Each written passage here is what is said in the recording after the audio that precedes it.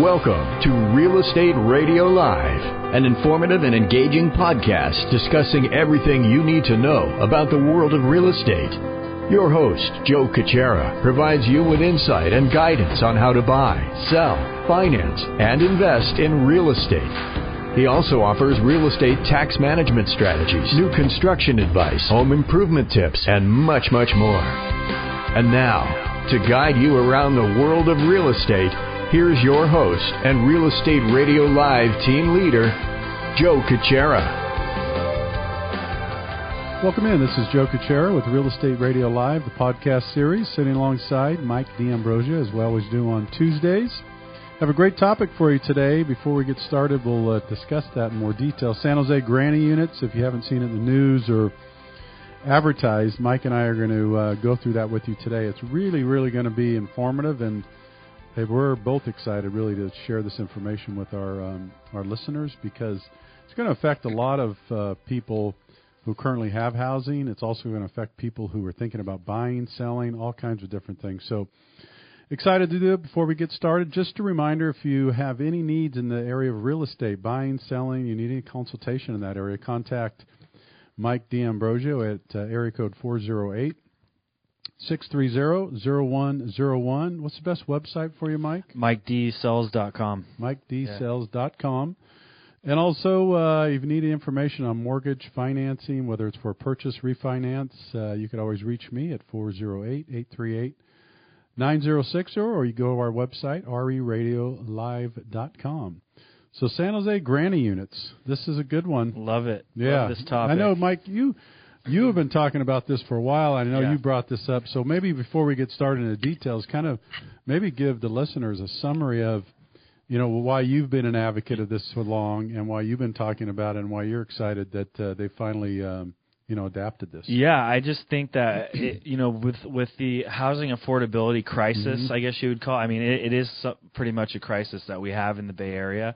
From an affordability standpoint, I just think that this is a great solution, and I have thought this is the solution that we've been looking for people that are looking for affordable housing, because in order to build affordable housing, you need land. Yep. And we don't have a lot of that in Silicon Valley outside of the main, hub of Silicon Valley. So this is one of the best solutions I ever thought of or I could think of. It wasn't my idea, but I'm just saying the rumor was it was your idea. Yeah, well, if that's true, then I should expect some big checks coming my way from the city of San Jose.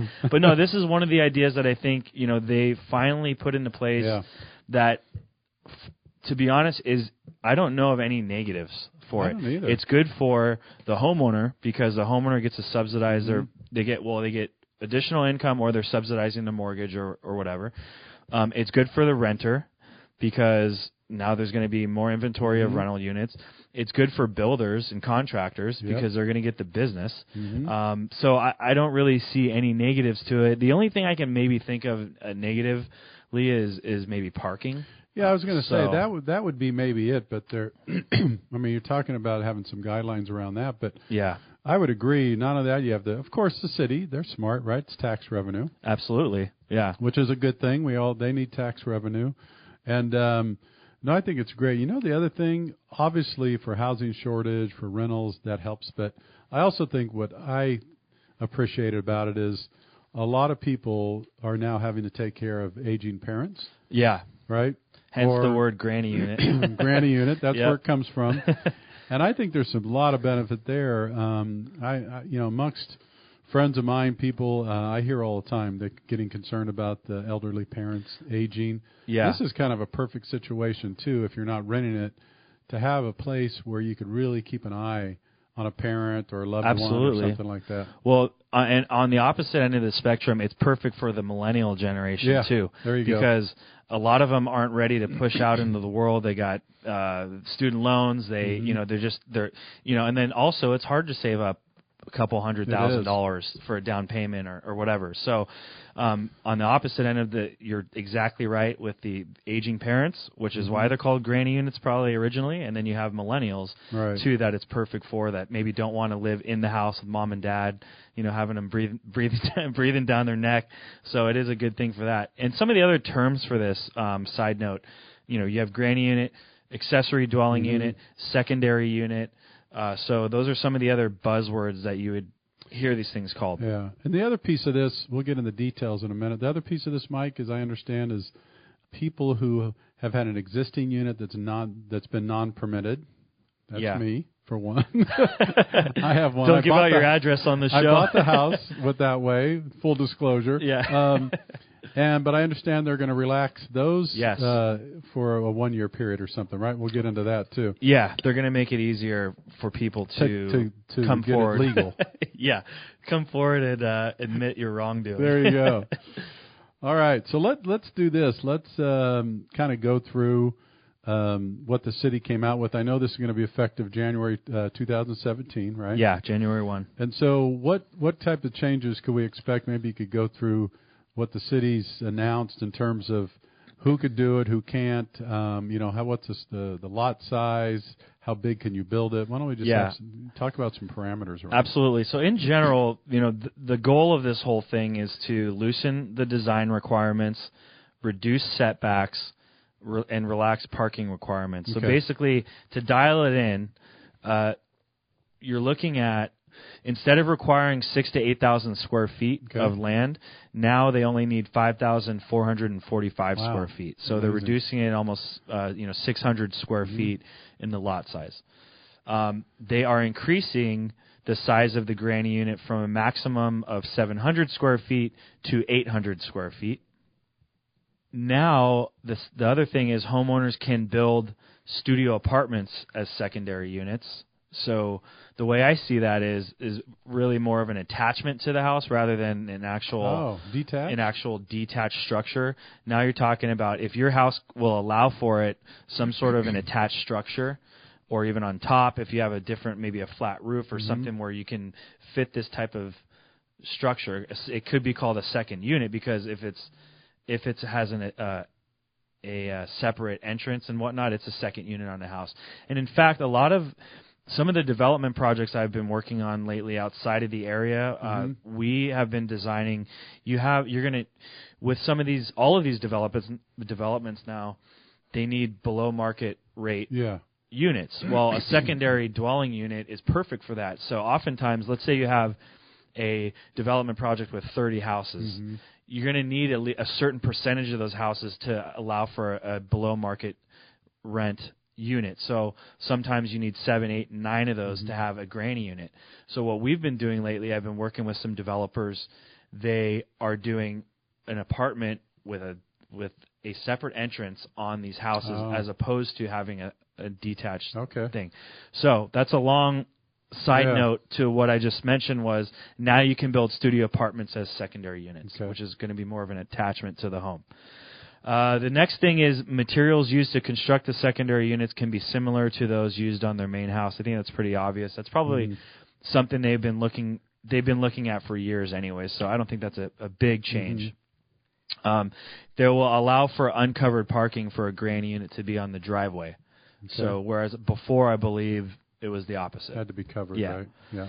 And they're eliminating certain parking requirements in certain areas. I don't know exactly the details of every parking, because parking requirements are different all over the city, so it would take us 10 hours to go through that probably in the show. So basically, just in general, they're easing the parking requirements. So those are really the details of it. Okay. It's really going to increase, I think. Last year, the city only issued 13 permits for secondary units. Wow. So, we have a city of a million people, and so that's not So much. this is the entire city limits of San Jose. Yes. Is that right? Yep. Wow. My understanding, yeah. That could be a lot of activity. Yeah. A lot of Do you know, Mike, and maybe that's probably not covered in here, or maybe it should be assumed, what about, they say 800 square foot.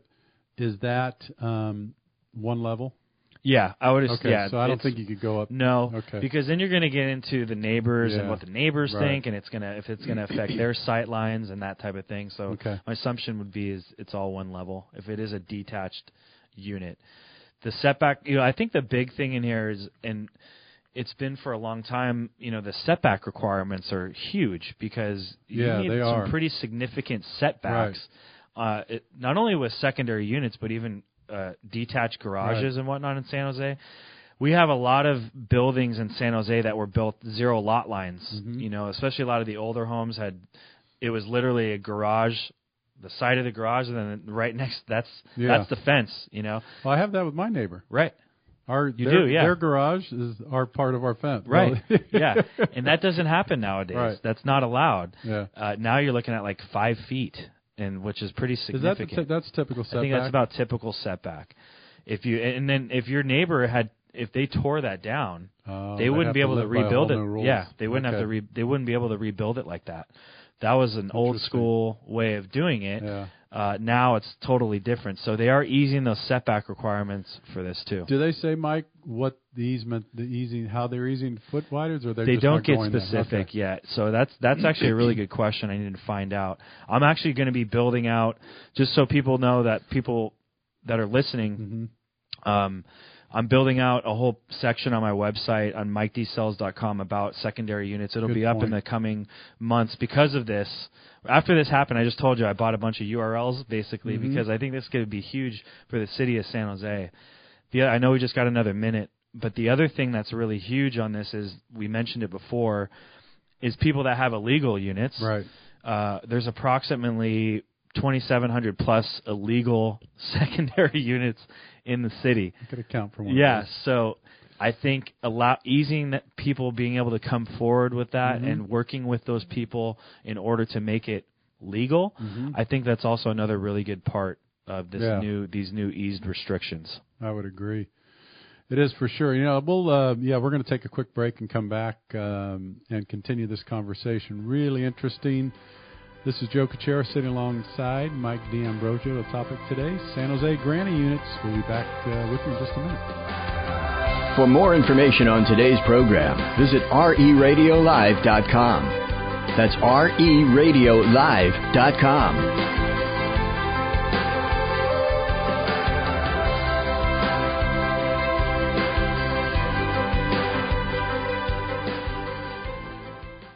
Hi, this is Joe Cucchaira, host of Real Estate Radio Live and Bay Area Mortgage Planner. In addition to being your home financing expert, please remember you could always contact me for other trusted advisors such as realtors, financial planners, and CPAs. Please feel free to contact me at 408-838-9060. That's 408-838-9060, or email joe at RERadiolive.com, or visit my website at RERadiolive.com for more details.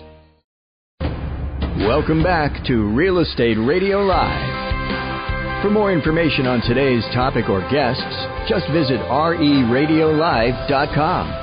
That's RERadiolive.com. Again, your host for today's edition of Real Estate Radio Live, Joe Cucchaira. Welcome back. This is Joe Cucchaira with Real Estate Radio Live. Again, the podcast series, sitting alongside Mike D'Ambrosio. Today our topic is San Jose granny units. There's been a new development that you might see in the news effective January 1st, 2017. The ability to now build these granny units on your property. If your lot size, Mike, is I guess a little over 5,400 square feet. Yeah, roughly. Okay. Yep. So 5,400 square feet. We have some more details. You could build them up to 800 square feet for the unit. And it's just great. If you missed the first part, we talked a little bit about how this is a win-win for everybody. It's a win for the city in many ways because you're helping some of the housing shortage. It's a win for the homeowner. We're going to talk a little bit now, Mike, because, again, maybe when you sell it, but there's some other reasons. Let's talk a little bit about the win for the homeowner. Yeah.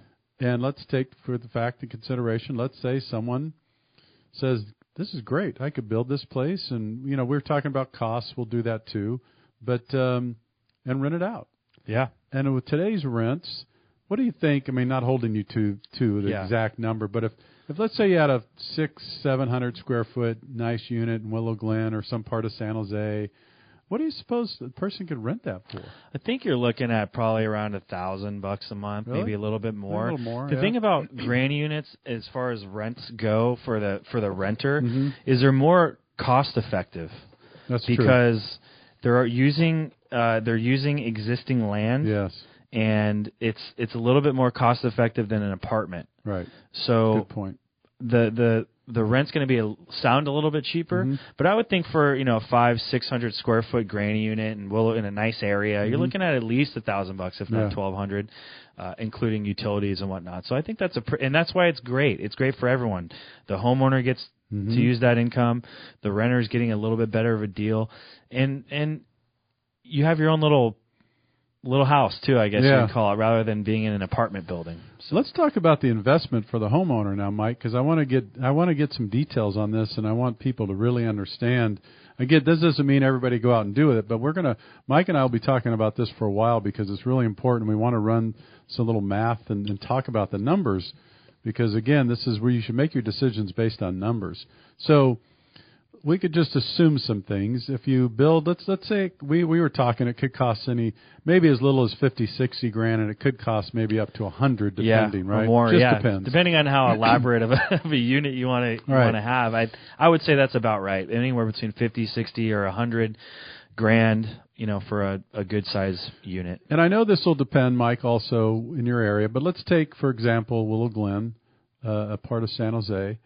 If you were to build one of these units, and let's say it costs you $80,000. Let's just use the easy math, and if it cost you $80,000 to build, and it was 700-800 square feet, whatever. We're talking about $100 square foot roughly to build, 120, something like that, maybe. Just depending. Again, I know on fixtures, I'd love to, but I guess my point is, let's say you're in at 100 or so a square foot to build that.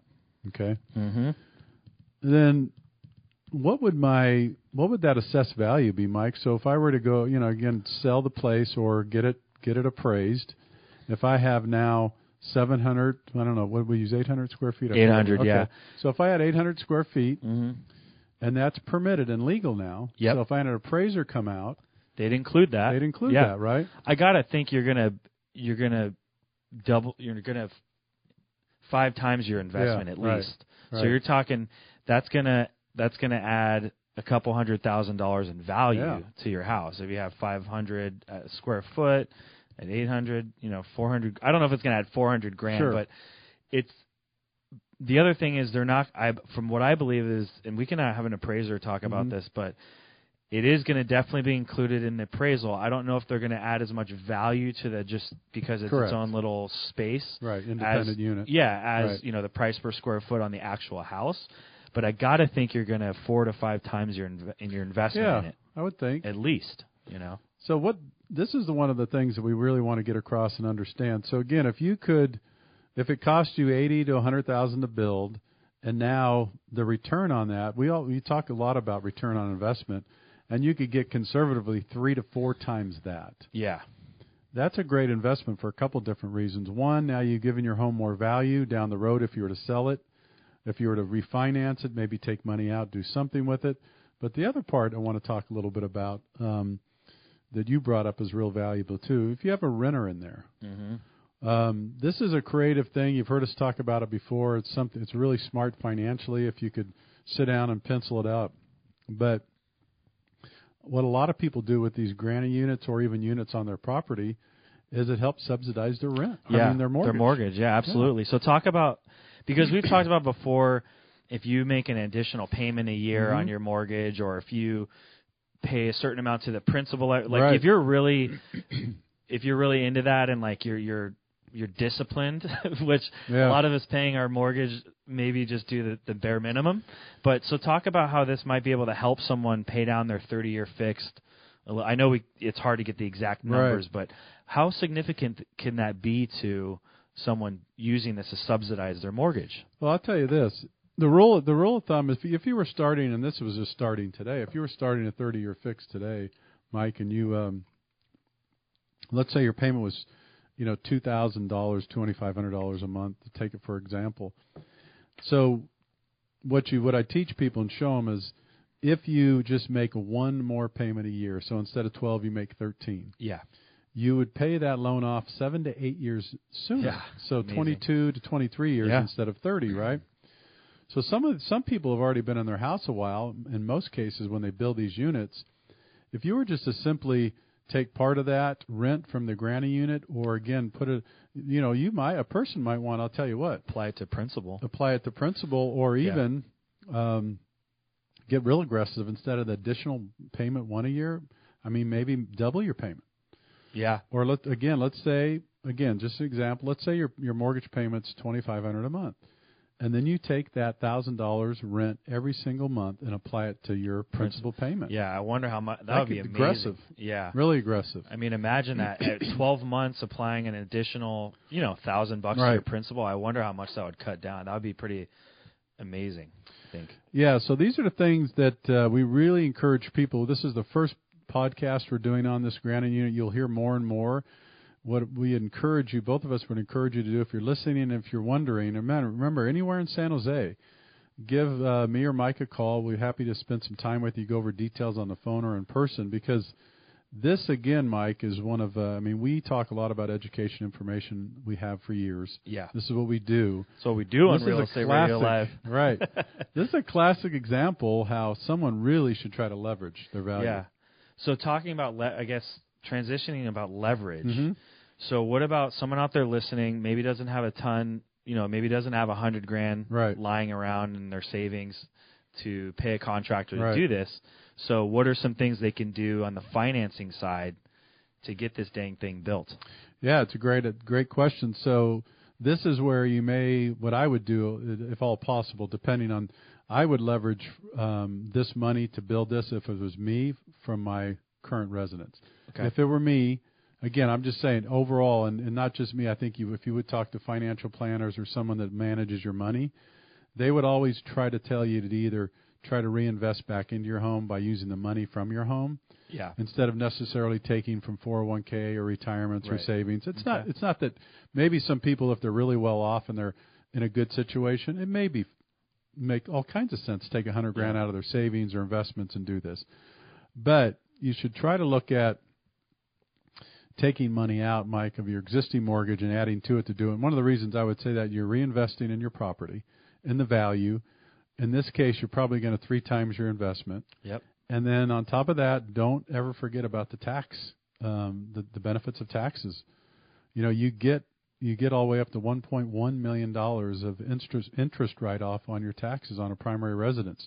I'm not suggesting go out and load up on debt, but what I'm saying is when you use money, you borrow money from your home to reinvest in your home, that is a tax benefit. Yeah, absolutely. If you have a $300,000 mortgage and you take $100,000 out of your savings to invest in this granny unit, there's no tax benefits. Matter of fact, you could suggest that you take that $100,000 out of your investment and you do an average of 7 or 8% return each year. Yeah, that could be costly. It's a great point. With no tax benefit. Yep. This is why, again, that Mike and I are going to be talking more and more about this. Contact us if you have any questions, ideas, but there's going to be a lot of information coming. Just a little less than 2 minutes to go. Anything else you want to kind of summarize? I wanted to follow up on that. If they do take out money on their house, and obviously I think the first thing to pay down would be what they took out on it. If they're getting income, so they build this granny unit, they're getting income. So would you suggest, hey, pay that money down first, like especially if they take out a HELOC or a second? Yep. You would suggest pay that down first, and then once that's done, then start applying it to your principal on the first. Great idea. Yeah, and that's a good example. Thanks for bringing that up. Let's say someone they don't want to touch their first mortgage, but they'll do a HELOC. Yeah. The prime. The only thing you got to watch out for, prime's going up. It's going to be going up 2-3 times next year. But still, Mike, you take a HELOC out of $100,000. You have 4.5-5% interest only payments. Yeah. And then, yes, take that $1,000 a month and just start nailing that HELOC. Yeah. Pay it down, pay it down, pay it down, pay it down. Great. Absolutely. So, yeah, one thing to wrap up, I would say if you're out there listening, you don't know the size of your lot, or you have questions, reach out.